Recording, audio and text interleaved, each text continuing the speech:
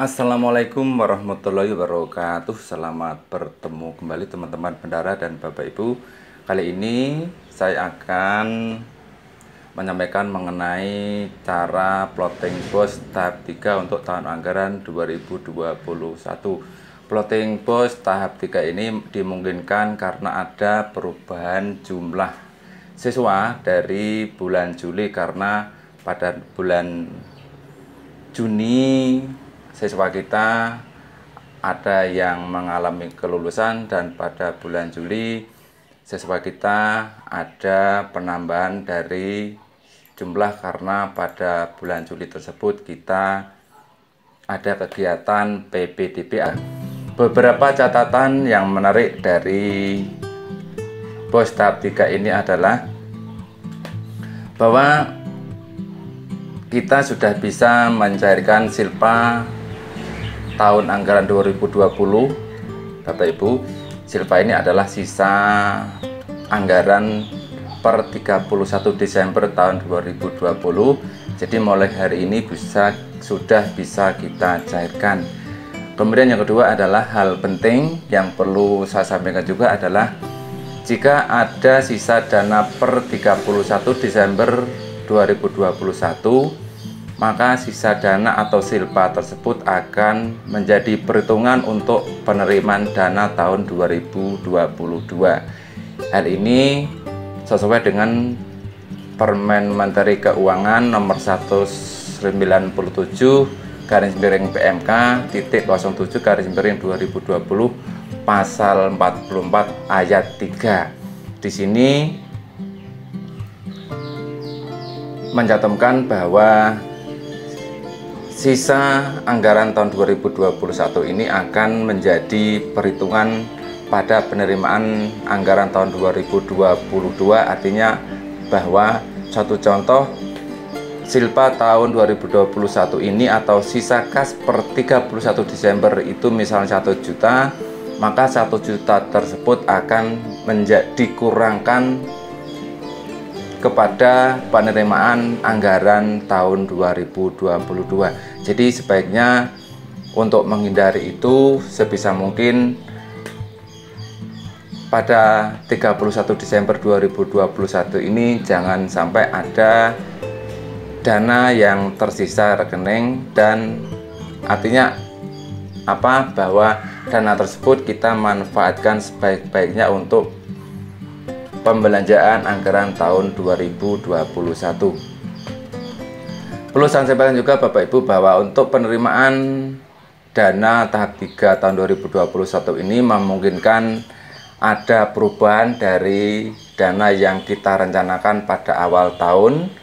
Hal tersebut dimungkinkan karena yang pertama adalah ada perubahan jumlah siswa. Sudah saya sampaikan di awal tadi, jumlah siswa ini terkait dengan jumlah siswa yang lulus dan jumlah siswa yang masuk atau siswa baru. Selanjutnya, apabila Bapak Ibu berhitung jumlah siswa di sekolah kita adalah dengan jumlah tertentu, dan ketika kita lihat yang kita terima berkurang, ini dimungkinkan karena jumlah siswa yang kita sinkron di Dapodik ada yang belum ber-NISN, karena penerimaan jumlah BOS ini berpedoman pada atau dihitung hanya pada siswa yang mempunyai NISN.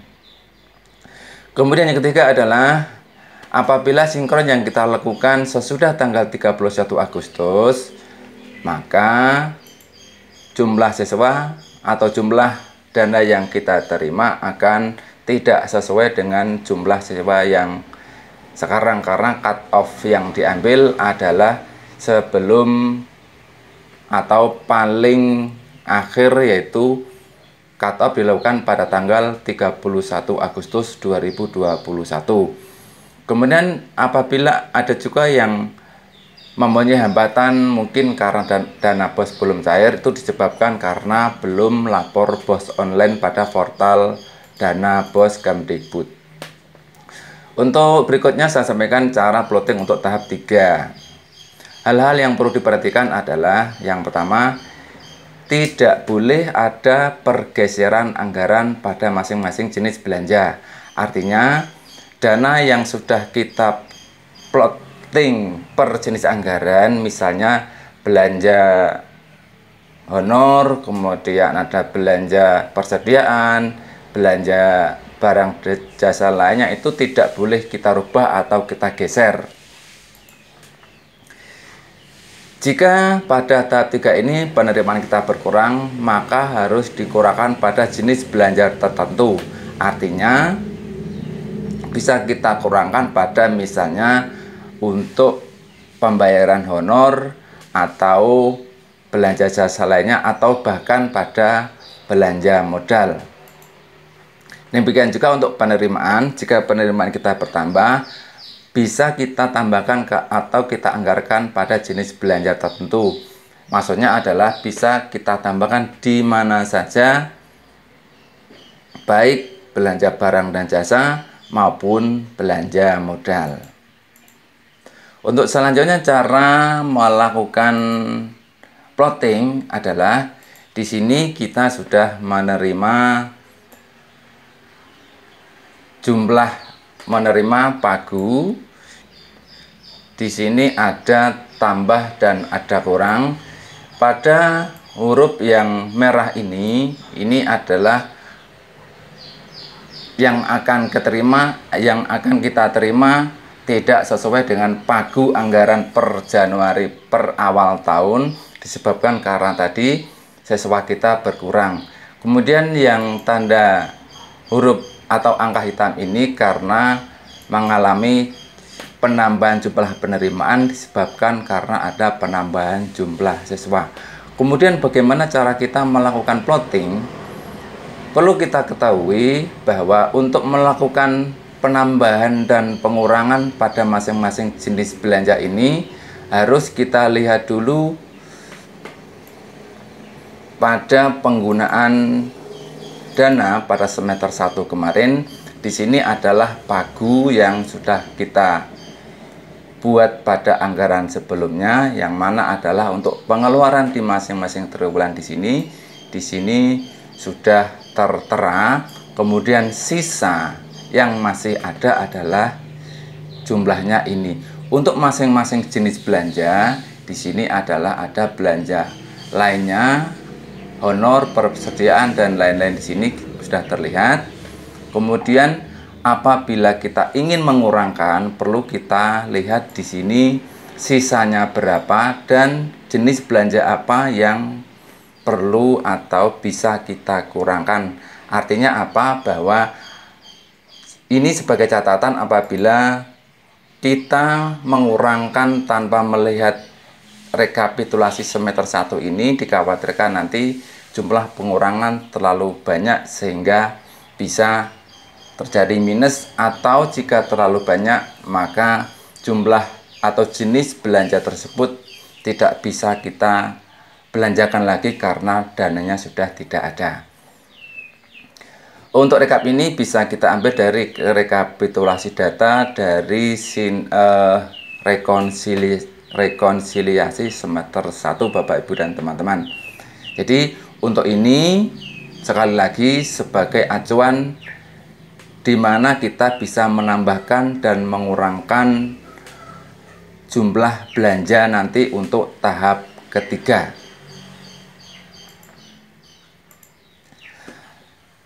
Cara mengurangkan di sini, karena di sini rencana saya yang akan saya kurangkan adalah di perjalanan dinas, karena di sini saya melihat perjalanan dinas masih mempunyai sisa anggaran yang cukup besar.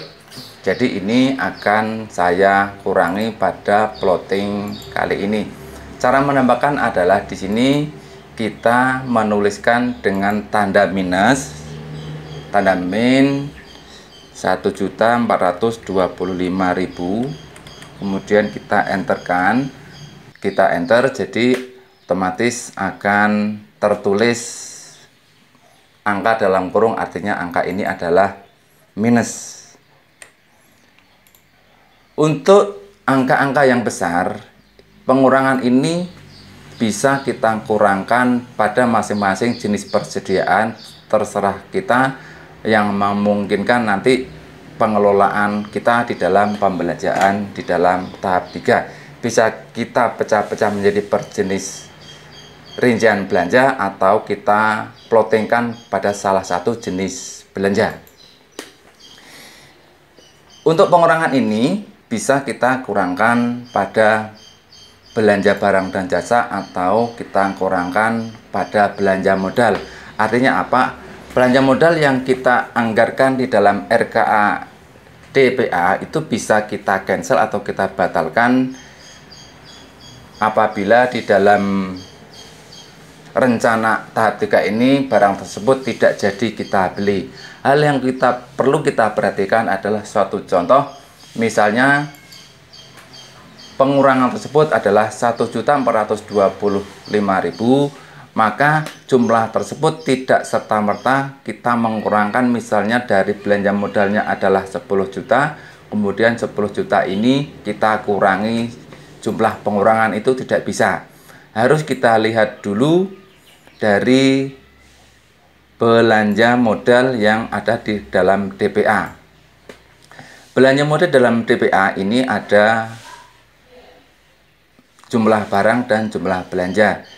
Misalnya saja karena di sini tidak ada satuan yang 1 juta, maka di sini tidak memungkinkan belanja modal tersebut akan kita kurangi atau kita kurangkan.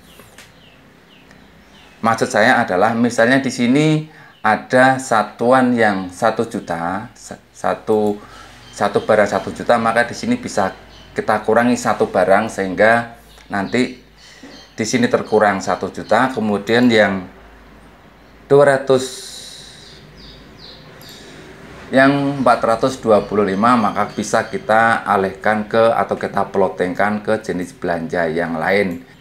Jika pengurangan tersebut kita ambilkan dari belanja modal, maka harus ada satuan dari nilai dari belanja tersebut yang kita bisa ambil dengan tidak memecah nilai satuan harga dari barang yang ada di belanja modal.